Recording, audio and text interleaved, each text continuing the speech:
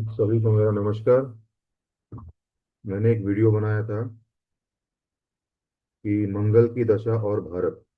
अगर आप उस वीडियो में देखेंगे तो मैंने लिखा था, बताया था मैंने कि जो ये मंगल की दशा है ये चैलेंजिंग रहेगी।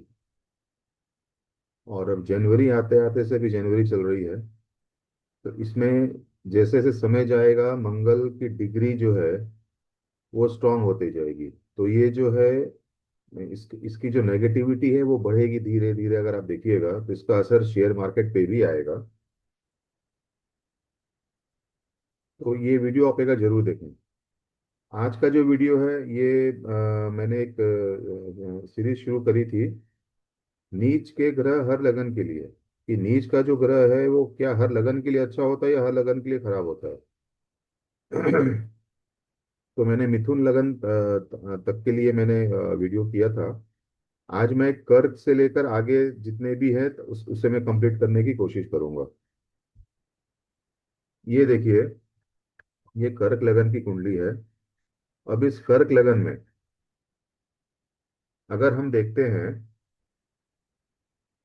तो इसमें कोई भी ग्रह कहीं पे भी बैठा हो तो मिक्स्ड रिजल्ट्स देगा।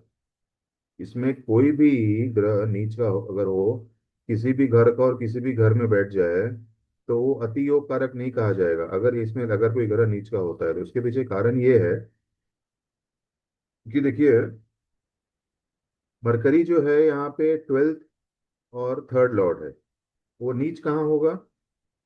वो होगा इस घर में, यहाँ पे। तो ये जो है ना, ये जो घर है, ये नौवा घर जो है, ये आपको त्रिकोण का है। तो यहाँ पे बैठ के वो आपको बहुत अच्छा रिजल्ट। हाँ, ये बात जरूर है कि यहाँ का लॉर्ड और यहाँ का लॉर्ड अगर नीच का हो जाएगा और यहाँ पे आके बैठेगा तो इस घर की नेगेटिविटी में बहुत हद तक कमी करेगा। लेकिन यहाँ पे चूंकि नीच का बैठ गया तो धर्म के भाव को भी खराब करेगा। ये तो एक पहला हुआ। ये मैंने बताया है मरकरी के लिए, ठीक है। अब देखिए यहाँ पे,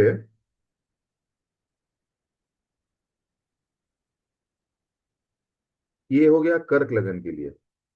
तो कर्क लगन के लिए आप मतलब अगर आप देखिए, अगर आप ये भी देखेंगे, सातवां आठवां घर भी देखेंगे, इसका स्वामी भी अगर नीच का हो जाए और यहाँ पे आके बैठ जाए शनि, तो भी इस घर में बैठ के वो मतलब नुकसान ही करेगा। तो कर्क लगन के लिए मैं ये बोलता हूँ, मैं ये बोल सकता हूँ कि अगर किसी की पत्रिका में कोई नीच का ग्रह इसमें ना हो तो ही अच्छा है। देखिए मैं आगे आता हूँ, ठीक है। ये देखिए, ये हो गया आपको सिंह लगन की। ये सिंह लगन की लियो असेंडेंट है। अब यहाँ पे क्या है ना, मैं पहले ये सब थोड़ा सा इसे निकाल देता हूँ, थोड़ा आराम हो जाएगा।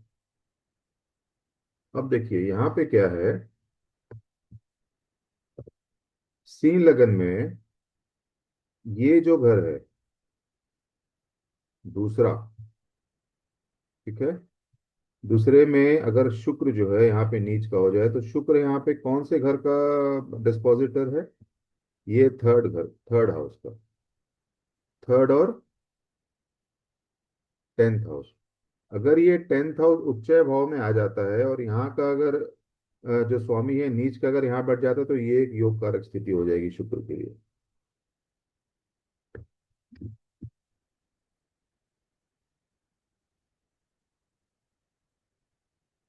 एक तो ये हो गया। और उसके बाद देखिए,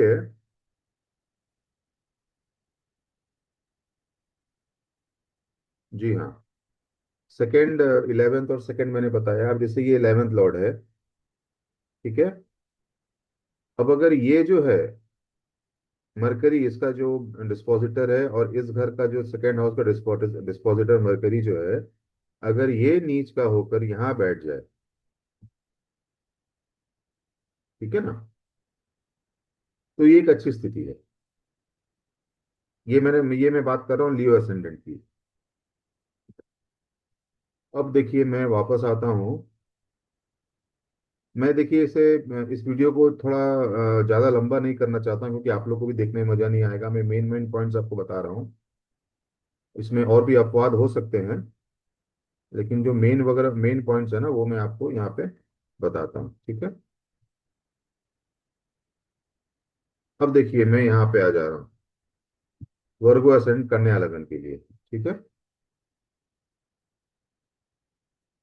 अब यहाँ पे क्या है, कन्या असेंडेंट में ये जो 11th हाउस है, 11th हाउस में अगर यहाँ पे मंगल बैठ जाए इस घर में, यहाँ पे अगर मंगल बैठ जाता है ना, तो मंगल कहाँ का लॉर्ड है?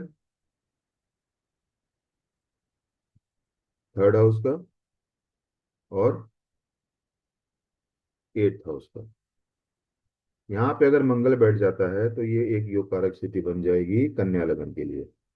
इसी में हमें ये भी देखना है कि किसी भी लगन के लिए कि वो जो ग्रह है जो नीच का हो रहा है वो उसके लिए योग कारक नहीं होना चाहिए। तो इस लगन के लिए मंगल योग कारक नहीं है, चंद्र योग कारक नहीं है। अब चंद्र जो है देखिए 11th लॉर्ड है, अगर ये बैठ जाता है थर्ड हाउस में नीच का होकर, तो ये एक अति योग कारक स्थिति बन जाती है। ये मैं बात कर रहा हूँ कन्या लगन के लिए, ठीक है। अब मैं आता हूँ, मैं थोड़ा सा टेक्नोलॉजी में थोड़ा सा पीछे हूँ, तो थोड़ा सा मुझे समय लग रहा है, ठीक है। अब देखिए मैं आता हूँ इसमें।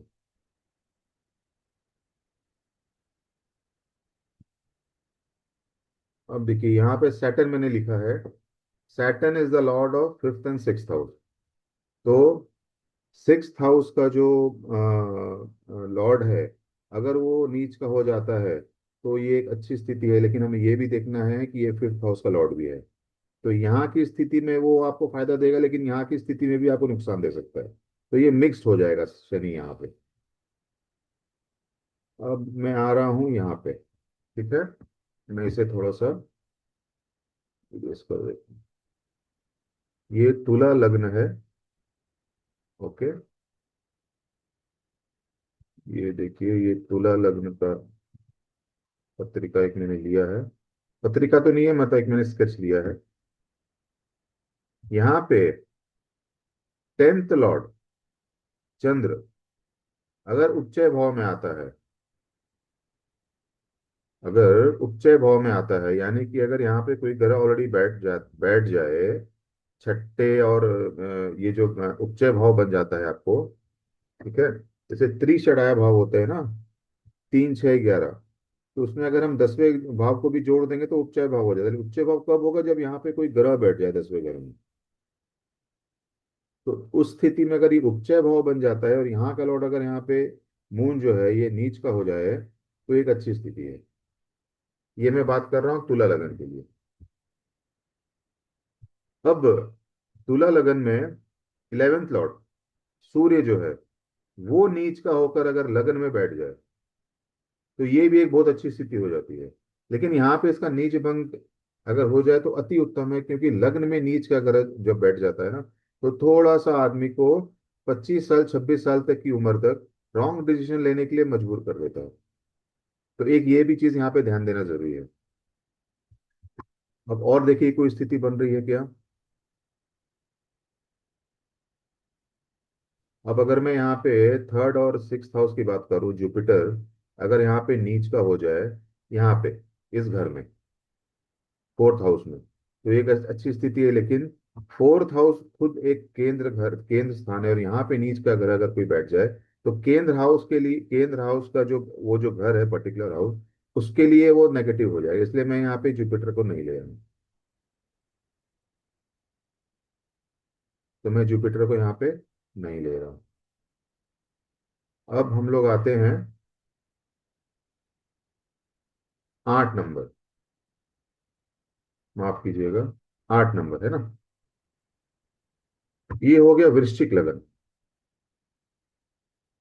वृश्चिक लगन में अगर हम देखें, तो तीसरे और माफ कीजिएगा, 8वें और 11वें घर का जो लॉर्ड है मरकरी, अगर वो यहाँ पे नीच का हो जाए, तो इस घर के लिए, आठवें घर के लिए और 11वें घर के लिए तो अच्छा है, लेकिन नीच का अगर त्रिकोण में आके बैठ जाए तो उसके लिए उसको खराब कर देगा वो। इस घर के, इस जो त्रिकोण भाव है, इस इसकी जो रिजल्ट अगर होगी, या इसके अंदर जो होगा आपका, इस घर के अंदर की जो जिसको हम बोलते हैं कि रिजल्ट देने की क्षमता, उसमें कमी कर देगा। अब इस लगन के लिए शुक्र जो है वो 12th लॉर्ड है और 7th लॉर्ड है। अगर ये नीच का होकर यहाँ बैठ जाए तो ये एक अच्छी स्थिति है। ठीक है, अगर शुक्र जो है यहाँ पे नीच का हो जाए तो ये एक अच्छी स्थिति है, जो कि 12th और 7th लॉर्ड है। ठीक है, अब देखिए मैं आता हूँ अगले लगन के लिए। अगला लगन हमारा जो रहेगा, ये है धनु, सैजिटेरियस। इसे मैं हटा देता हूँ। ओके। अब इस लगन में क्या है कि इस लगन के लिए शुक्र जो है एक 11th लॉर्ड है और 6th लॉर्ड है। ये नीच का अगर यहाँ पे हो जाए 10th में, तो ये एक अच्छी स्थिति है मानी जाएगी। ये एक अच्छी स्थिति मानी जाएगी। मैं शनि को यहाँ नहीं ले सकता हूँ, क्योंकि शनि नीच का अगर, यहाँ का लॉर्ड और यहाँ का लॉर्ड अगर नीच का होगा तो नीच का होकर यहाँ पे बैठेगा। मैं उसे अच्छी स्थिति नहीं मानता, इसलिए मैं वो नहीं ले रहा हूँ। तो धनु लगन के लिए मैं सिर्फ शुक्र को ही ले रहा हूँ। ठीक है, और इसके लिए देखिए, अगर आप, ये 8th लॉर्ड है, 8th लॉर्ड आपका हो गया चंद्र। चंद्र अगर यहाँ का नीच का होकर यहाँ बैठ जाए 12th में, तो काफी हद तक इस 12th, ये जो 12वें घर का जो रिजल्ट है ना, उसमें भी कमी कर देता है। क्योंकि धन सजिटेरियन असेंडेंट के लिए मून जो है नीच का ना हो तो बेटर है। मैं थोड़ी जल्दी जल्दी वीडियो बनाना चाह रहा हूँ, क्योंकि मेन मेन पॉइंट जो है ना वो मैं आपको बता सकूँ। अब मैं देखिए आता हूँ।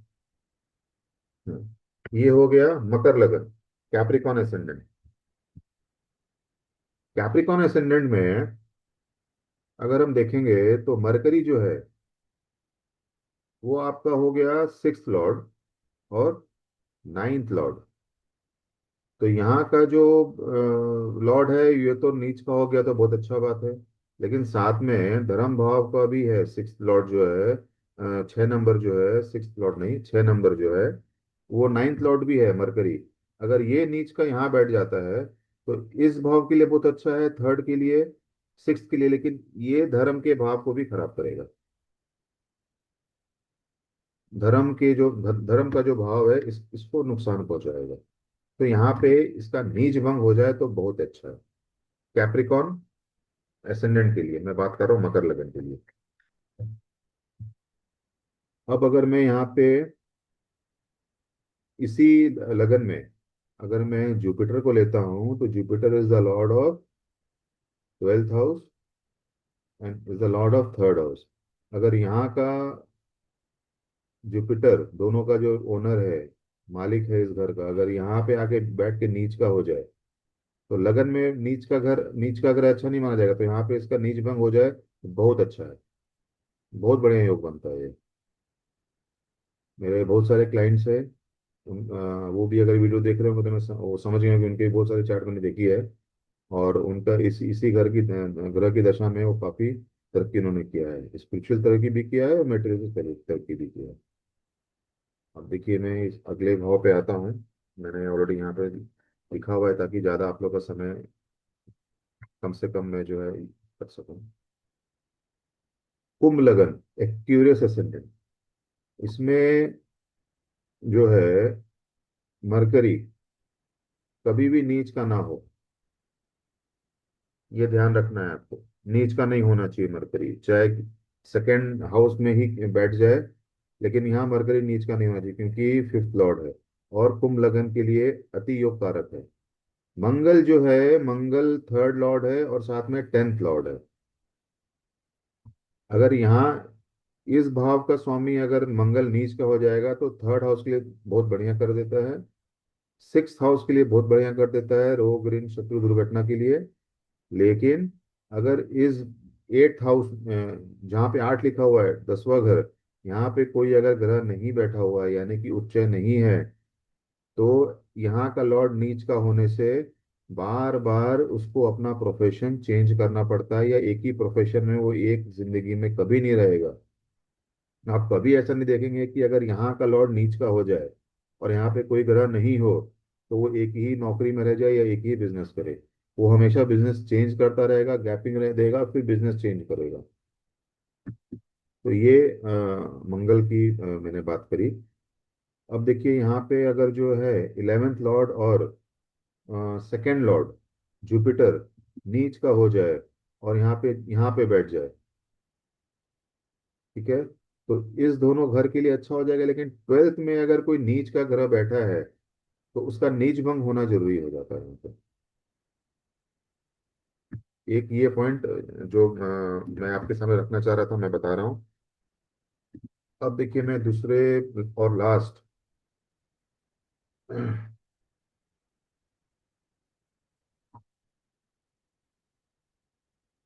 लगन की ओर आता हूँ।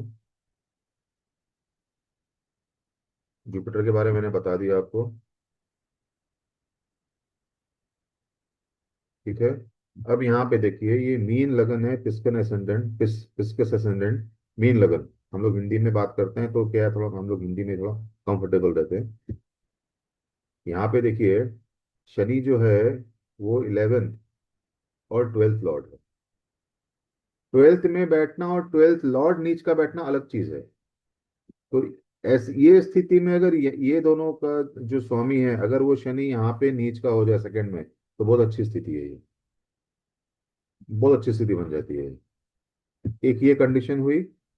दूसरी कंडीशन में अगर मीन लगन में शुक्र जो है, शुक्र कहाँ का लॉर्ड है, थर्ड लॉर्ड है और एट लॉर्ड है। अगर ये यहाँ का जो डिस्पोजिटर है, ओनर जो है, अगर यहाँ पे नीच का हो जाए तो ये भी अच्छी स्थिति है। लेकिन शुक्र 7वें घर में नीच का हो तो इसका नीच भंग अगर हो जाए तो बहुत अच्छा है, नहीं तो थोड़ा सा मैरिज में इशू करता है। तीसरी स्थिति बनती है इसी असेंडेंट में, अगर सिक्स्थ लॉर्ड सूर्य यहाँ पे नीच का हो जाए, कोई प्रॉब्लम नहीं है, अच्छी स्थिति मानी जाएगी ये।